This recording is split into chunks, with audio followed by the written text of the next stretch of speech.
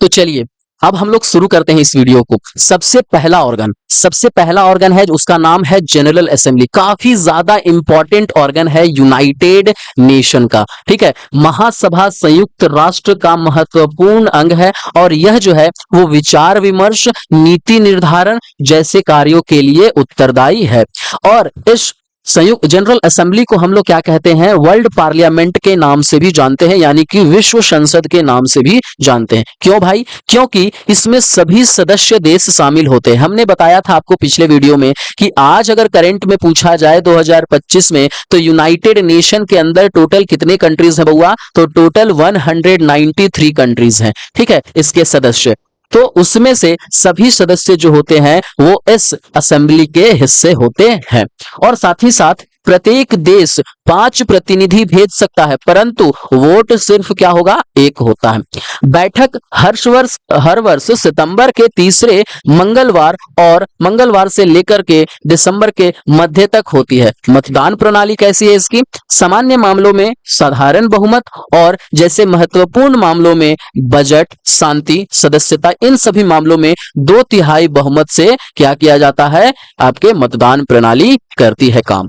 अब देखिए इसका उद्देश्य, जनरल असेंबली का उद्देश्य क्या है और कार्य क्या है। सबसे पहला, वैश्विक मुद्दों पर चर्चा करना, इसके अलावा बजट पारित करना, नए सदस्यों की सिफारिश करना या फिर सुरक्षा परिषद के अस्थायी सदस्य चुनना। ये क्या किसके काम है? ये काम है जनरल असेंबली के। ये सभी क्या है? काम है। याद रखिएगा, जनरल असेंबली में टोटल कितने सदस्य? तो जितने भी यूनाइटेड नेशन के सदस्य हैं वो सभी जनरल असेंबली के भी सदस्य होंगे। और इसको किस नाम से जाना जाता है? वर्ल्ड पार्लियामेंट के नाम से भी जाना जाता है जनरल असेंबली को। मीटिंग कब होती है? मीटिंग होती है हर वर्ष सितंबर के तीसरे मंगलवार से लेकर के दिसंबर के मध्य तक होती है। और मतदान प्रणाली जो है वो सिंपल मेजॉरिटी होती है सामान्य मामलों में। और अगर गंभीर मामला है, महत्वपूर्ण मामला है, जैसे कि बजट है, शांति है, सदस्यता को लेकर के, तो उसमें 2/3 बहुमत मतदान प्रणाली से किया जाता है। और इसका कार्य तो आप समझ ही गए,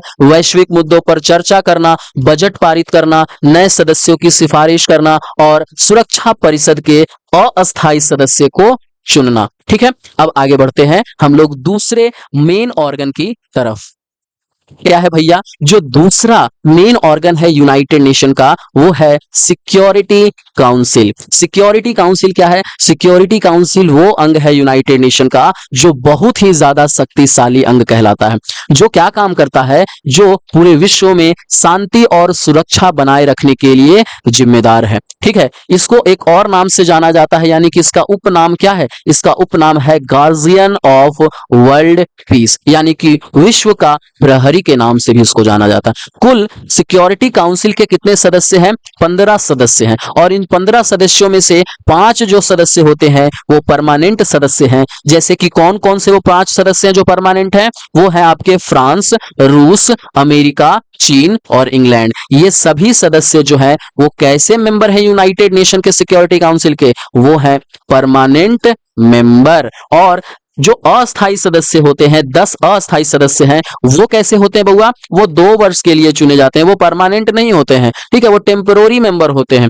और वीटो पावर किसके पास होता है? किसके पास मना करने का अधिकार होता है किसी भी चीज को लेकर के? तो वो होता है जो परमानेंट मेंबर है सिक्योरिटी काउंसिल के, अस्थायी सदस्य हैं वो 5 मेंबर, उन्हीं के पास वीटो पावर होती है। टोटल 5 कंट्री आपको बताया कि जो परमानेंट है वो कौन कौन बउआ? तो वो है फ्रेश। ये ट्रिक से आप याद कर सकते हैं, काफी इंपॉर्टेंट है। तो आप याद करिएगा, पहला क्या हुआ? पहला है हमारा फ्रांस, पहला। दूसरा कौन सा है? रशिया। तीसरा कौन सा है? अमेरिका। चौथा कौन सा है? चाइना। ई से क्या हो गया? इंग्लैंड।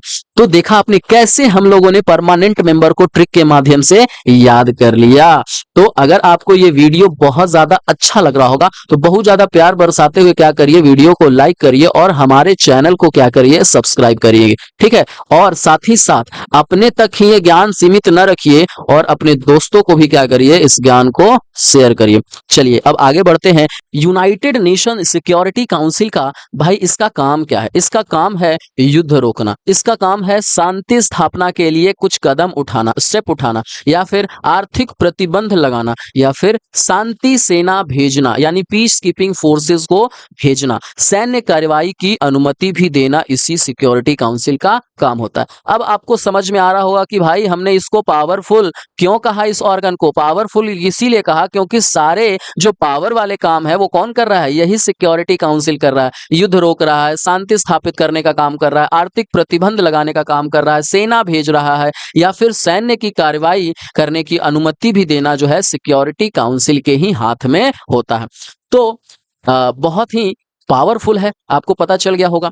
तो चलिए अब हम लोग बढ़ते हैं थर्ड जो ऑर्गन है उसके तरफ। थर्ड ऑर्गन कौन सा है भैया, देखते हैं। तीसरा जो ऑर्गन है वो है इकोनॉमिक एंड सोशल काउंसिल, यानी आर्थिक और सामाजिक परिषद जो है वो हमारा तीसरा मेन ऑर्गन है यूनाइटेड नेशन का। यह अंग क्या काम करता है? तो यह अंग जो है आर्थिक, सामाजिक, सांस्कृतिक, स्वास्थ्य और मानव अधिकार से जुड़े मामलों पर काम करता है। टोटल इसके कितने सदस्य हैं? टोटल इसके 54 सदस्य हैं, 54 कंट्रीज है। और महासभा के द्वारा कितने वर्ष के लिए चुने जाते हैं? 3 वर्षों के लिए चुने जाते हैं ये सदस्य। और वर्ष में कितने बार बैठक होती है इसकी, इस इकोनॉमिक एंड सोशल काउंसिल की? तो 2 बार इसकी बैठक होती है, ठीक है। और काम क्या है इसका जान लीजिए। आर्थिक और सामाजिक मुद्दों पर अंतरराष्ट्रीय सहयोग को बढ़ाना इसका काम होता है। इसके अलावा सस्टेनेबल डेवलपमेंट की निगरानी भी करना जो है इसके अंदर में होता है, ठीक है। सतत विकास लक्ष्य की निगरानी करना इसके अंडर कंट्रोल में होता है कि कहीं पे भी जो रिसोर्सेज हैं, सस्टेनेबल डेवलपमेंट क्या होता है कि जो हमारे पृथ्वी पर जो रिसोर्सेज हैं, ठीक है, जो भी संसाधन है हमारे पृथ्वी पर उसका क्या करना, सही तरीके से यूज करना। ऐसे सही तरीके से यूज करना बउआ कि अभी भी यूज कर ले और फ्यूचर जनरेशन में भी उसका यूज कर ले। इसी को हम लोग कहते हैं सतत विकास यानी सस्टेनेबल डेवलपमेंट, कि जो भी हमारे पृथ्वी पर रिसोर्स है उसका हम लोग इस तरीके से इस्तेमाल करें कि आज के समय में भी उसको इस्तेमाल कर सके और फ्यूचर जनरेशन में भी कोई दिक्कत ना हो, ठीक है। तो इस पर भी निगरानी रखना कि कहीं कोई रिसोर्सेज का एक्सप्लॉइटेशन तो नहीं कर रहे हैं। तो इस प्रकार से निगरानी रखने का काम करता है इकोनॉमिक एंड सोशल काउंसिल। इसके अलावा स्वास्थ्य, शिक्षा, मानव अधिकार और जीवन स्तर सुधार पर काम करना इसका काम होता है, ठीक है। और साथ ही साथ आपको बता दें कि इस इकोनॉमिक एंड सोशल काउंसिल के कुछ महत्वपूर्ण एजेंसियां भी हैं जो इसके साथ ही काम करती है, जैसे कि WHO, जैसे कि यूनेस्को हो गया, और जैसे कि कौन सा हो गया बउआ, यूनिसेफ। ये ऐसे एजेंसियां हैं जो इसी के अंडर में रह करके क्या करती है, काम करती है, WHO, यूनेस्को और यूनिसेफ। जो चौथा है और सबसे मेन आपका ऑर्गन है उसका नाम है ट्रस्टीशिप काउंसिल, यानी कि इसको हम लोग हिंदी में क्या कहते हैं, न्यास परिषद। ये क्या काम करता है? यह अंग उपनिवेश कॉलोनीज को स्वतंत्रता दिलाने और उनकी निगरानी के लिए बनाया गया था, ठीक है। और इसके सदस्य कौन है भाई? तो इसमें 5 स्थायी सदस्य सुरक्षा परिषद के सदस्य होते हैं, लेकिन अब सक्रिय नहीं है क्योंकि सभी उपनिवेश स्वतंत्र हो चुके हैं। इसी कारण से अब ये सक्रिय नहीं है। इसका कार्य क्या है? तो ट्रस्ट क्षेत्र यानी कि ट्रस्ट टेरिटरीज को स्वतंत्रता दिलाना। ट्रस्ट टेरिटरीज जो है संयुक्त राष्ट्र के अंतर्गत एक ऐसा क्षेत्र होता है जिसे किसी विकसित देश को इस उद्देश्य के लिए सौंपा गया था। वह उस क्षेत्र का प्रशासन चलाए और वहां के लोगों को सेल्फ गवर्नेंस यानी कि स्वशासन या पूर्ण स्वतंत्रता प्राप्त करने के लिए तैयार करे। बस इसी चीज के लिए ट्रस्टीशिप काउंसिल बनाई गई थी कि जो भी देश कॉलोनीज है, जहां पे कॉलोनीज है, उपनिवेश हैं, लोग वहां पर अपना नियम कानून दूसरे कंट्री चला रहे हैं। जैसे कि हमारे इंडिया के अंदर ब्रिटिशर्स दूसरे देश से आए थे, ठीक है, हमारे भारत के अंदर रूल कर रहे थे, तो ये हमारे देश के पे क्या कर रहे थे, कॉलोनी बनाए हुए थे। तो इसी से आजाद करवाने के लिए, कॉलोनियल रूल से क्या करवाने के लिए, इंडिपेंडेंस दिलवाने के लिए ये जो है ट्रस्टीशिप काउंसिल बनाया गया था, ठीक है, ताकि कोई भी देश जो है किसी देश का गुलाम ना रहे, किसी देश के अंडर में काम ना करे, सभी लोग क्या हो, सेल्फ गवर्नेंस हो, पूर्ण स्वतंत्रता मिले सभी देश को। इसीलिए ट्रस्टीशिप काउंसिल बनाया गया था। अंतिम ट्रस्ट क्षेत्र कौन सा है? ठीक है, जो गुलाम था भैया वो था पलाऊ। ये क्षेत्र जो था वो 1994 में क्या हुआ, स्वतंत्र हुआ, ठीक है। बउआ आपके साथ अन्याय होगा तो आप जाइएगा कोर्ट के अंदर, सुप्रीम कोर्ट के अंदर। लेकिन अगर किसी देश के साथ ही कोई अत्याचार हो रहा है तो वो कहाँ जाएंगे? वो जाएंगे बउआ अंतर्राष्ट्रीय न्यायालय में जाएंगे। ठीक है, किसी इंसान के साथ हो रहा है, ठीक है, तो वो जाएंगे अपना सुप्रीम कोर्ट के अंदर। स्टेट के साथ हो रहा है तो वो भी सुप्रीम कोर्ट के अंदर। लेकिन अगर देश के साथ ही गलत होना शुरू हो जाए किसी, तो वो कहाँ जाएगा? ठीक है, तो वो जाएगा इंटरनेशनल कोर्ट ऑफ जस्टिस में। ठीक है, तो संयुक्त राष्ट्र मेन ऑर्गन ये भी मानेंगे। तो संयुक्त राष्ट्र का एक न्यायिक अंग है जो देशों के बीच कानूनी विवादों का निपटारा करता है। जो दो देश हैं, दो देश में एकदम मारा पीटी गुस्सा गुस्सी हो गया, ठीक है, उसके बीच में जो भी कानूनी विवाद है उसको सुलझाने के लिए क्या बनाया गया? इंटरनेशनल कोर्ट ऑफ जस्टिस बनाया गया। इनमें टोटल कितने न्यायाधीश होते हैं? तो टोटल 15 न्यायाधीश होते हैं। महासभा और सुरक्षा परिषद मिलकर के 9 साल के लिए चुनते हैं। ठीक है, महासभा और कौन मिलकर के? सुरक्षा परिषद मिलकर के इन न्यायाधीशों को चुनते हैं। और कितने सालों के लिए? 9 सालों के लिए चुनते हैं। अब इनका कार्य क्या है? तो देशों के बीच में विवाद को सुलझाना या फिर कानूनी सलाह देना, एडवाइजरी ओपिनियन रखना, अंतरराष्ट्रीय कानून की व्याख्या करना। ठीक है, और क्या इसमें इंपॉर्टेंट आपको याद रखना है कि इंटरनेशनल कोर्ट ऑफ जस्टिस के जो वर्तमान में अध्यक्ष हैं वो कौन है? यूजी इवासावा। इन्होंने 3 मार्च 2025 को अध्यक्ष ये व्यक्ति जो है वो चुने गए थे। आपको बहुत ज्यादा इंपॉर्टेंट है, अगर आप करंट अफेयर्स पढ़ रहे हैं तो इसमें आपको कहीं ना कहीं ये भी ध्यान में रखना है कि करंट अफेयर्स के हिसाब से काफी ज्यादा इंपॉर्टेंट क्वेश्चन है कि बताइए अंतरराष्ट्रीय यानी इंटरनेशनल कोर्ट ऑफ जस्टिस के जो अध्यक्ष हैं वो कौन है? तो वो है बाबू यूजी इवासावा। और ये कब चुने गए हैं? देखिए हाल फिलहाल का बात है बाबू, 1 साल के अंदर का ही पूछा जाता है करंट अफेयर्स। तो 3 मार्च 2025 को इनको क्या चुना गया था? अध्यक्ष चुना गया था। आप किसी भी टॉपिक को, स्टैटिक जीके को हल्के में नहीं ले सकते। अब देखिए महत्वपूर्ण तथ्य, इसका मुख्यालय कहां पर है? इंटरनेशनल कोर्ट ऑफ जस्टिस का मुख्यालय है नीदरलैंड। नीदरलैंड के कौन से शहर में है पूछा जाएगा तो बोलेंगे हेग शहर में। कौन सा शहर में? हेग शहर में। केवल देश ही इस अदालत में केस कर सकता है। ऐसा नहीं कि आप उठ के चल जाइए कि हमारे साथ गलती हो रहा, नहीं, आप नहीं जा सकते हैं। कौन जाएगा बउआ? तो केवल देश ही उठ करके कहां जा सकता है? केस कर सकता है इस कोर्ट के अंदर। व्यक्ति कोई नहीं जा सकता है और ना ही कोई ऑर्गेनाइजेशन इसमें क्या कर सकता है?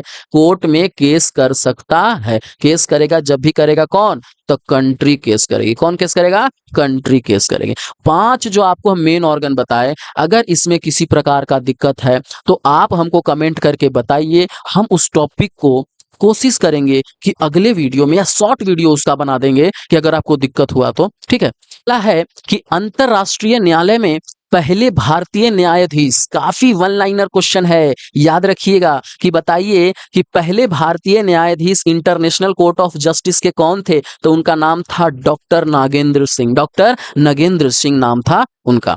वर्तमान में अंतरराष्ट्रीय न्यायालय में कोई भारतीय न्यायाधीश है जी? तो जी हाँ है। तो उनका नाम क्या है? तो उनका नाम है दलवीर भंडारी। क्या नाम है? दलवीर भंडारी। और उनका वर्तमान कार्यकाल कब से कब तक है? तो आपको बताए कि 2018 से लेके 2027 तक। तो सर कितने साल तक रहता है कि 2018 से 27? तो अभी पहले ना बताए कि इंटरनेशनल कोर्ट ऑफ जस्टिस में कितने साल तक चुना जाता है जज के रूप में? तो 9 साल तक चुना जाता है। तो 18 से लेकर के 27 तक भारत से कौन है इंटरनेशनल कोर्ट ऑफ जस्टिस में जज? तो वो है दलवीर भंडारी। और सबसे पहले कौन थे? नागेंद्र सिंह। ये सब करंट अफेयर्स के हिसाब से बहुत ज्यादा इंपॉर्टेंट है आपके लिए, समझ गए? यानी कि स्टैटिक जीके में आपसे यही सब क्वेश्चन जो है पूछा जाता है।